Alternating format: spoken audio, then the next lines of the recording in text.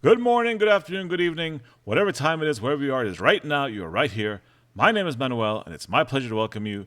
Today is day 41 of the show, and I have to congratulate you for making the best decision of the day to spend some time with me. Let's get started.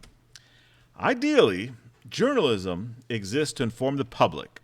Its job should be to communicate facts clearly so citizens can understand what's happening in their country. But going on now for almost 20 years, something else has been happening in modern media. What passes for journalism has become less about communication and much more about manipulation. And this week, we saw a perfect example of this vile phenomenon, courtesy of CNN. The once self described most trusted name in news, CNN, made a mewling, almost apologetic post about the two young Islamist terrorists who lobbed homemade bombs at a group protesting against Mayor Mamdani in New York.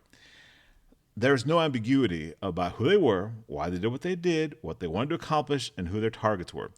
Everything was caught on multiple cameras, and these failed terrorist losers haven't been shy about it ever since. But then here comes CNN to their rescue. Now, before I say anything else, I want you to hear exactly how the story was framed by CNN. This is the wording that CNN initially published. Now, really listen. Here we go. Two Pennsylvania teenagers crossed into New York City Saturday morning for what could have been a normal day enjoying the city during abnormally warm weather. But in less than an hour, their lives would be drastically changed as the pair would be arrested for throwing homemade bombs during an anti-Muslim protest outside of Mayor Zoran Mamdani's home. Oh boy. That's the framing CNN chose. Not the bombs, not the potential victims, not the threat to public safety. Nope. CNN decided that the emotional center of the story is the terrorists. As CNN would frame it, two young men who supposedly set out for a pleasant day in the city, only to have their lives tragically ruined. Think about that. You have a violent incident involving homemade explosive devices, something that could easily have resulted in a massacre, and the first instinct of a major national news organization is to tell the story like the opening scene of a coming-of-age drama. A warm spring day, a trip into the city, and then tragedy. Come on. But whose tragedy are we talking about here? Apparently, as far as CNN's concerned, it's the bomb throwers. Now, after the backlash online, CNN did delete the post and issue an apology, acknowledging that the tone was inappropriate given the seriousness of the situation. And yes, that apology was necessary. But here's the question that really matters. How did that framing get written in the first place? Because that wording didn't appear by accident. It reflects a mindset that has become increasingly common in modern journalism. There's a quote that perfectly captures this phenomenon. Using language to manipulate, not to communicate. You don't have to lie to mislead people. You can simply present the facts in a way that gently steers the audience towards the conclusion you want them to reach. You soften certain actors. You highlight certain details. You bury others. You shape the emotional tone before readers even reach the facts. And that's exactly what happened here.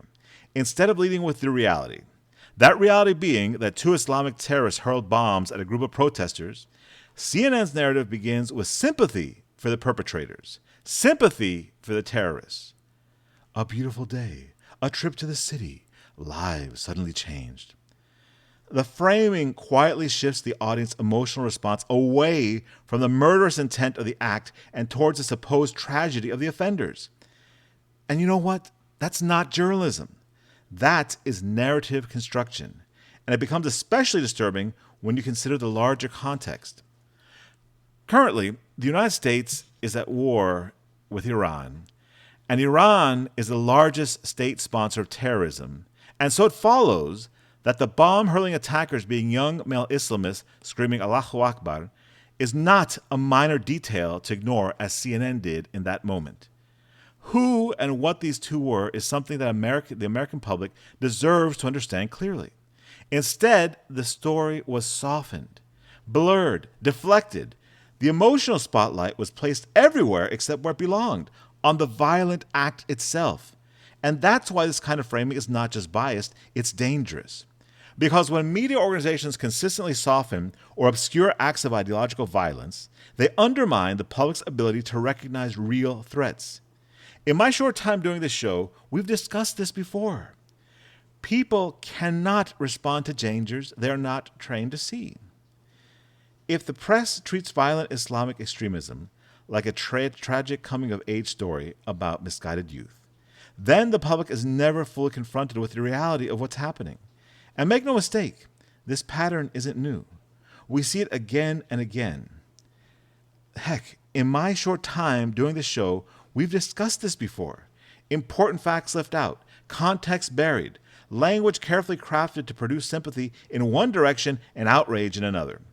All the time technically reporting true information, but the truth isn't just about whether the words are technically accurate. The truth is about whether the audience is being honestly informed or quietly guided. Because there's a huge difference between saying 2 Islamic terrorists threw homemade explosive devices at protesters outside the mayor's residence and saying 2 teenagers traveled to the city for a beautiful day before their lives suddenly changed. Both statements may contain elements of truth, but only one actually communicates what happened. The other manipulates how you feel about it. And that's why this matters. Not just because of this one post, but because it reveals a deeper problem inside many newsrooms today, an entrenched ideological culture that shapes how stories are framed before the public ever sees them. Even when corrections come later, the original narrative has already done its work. And that's why the real lesson here isn't simply that media bias exists. Most people already understand that. The real lesson is this: don't consume news casually. Scrutinize it. Slow down. Pay attention to the language being used. Ask yourself what facts are being emphasized and which ones are being buried. Recognize when words are being used to steer you toward an emotional conclusion that the raw facts themselves might not justify. Because in today's media environment, the difference between journalism and propaganda often comes down to a single question. Is the language being used to inform you or to manipulate you? If we want a healthy society, we cannot allow ourselves to become passive consumers of narratives. We have to become careful readers of facts. Because the truth is almost always there. It's just often buried underneath the framing. All right. That's enough for today. We'll continue next time. And as always, be useful.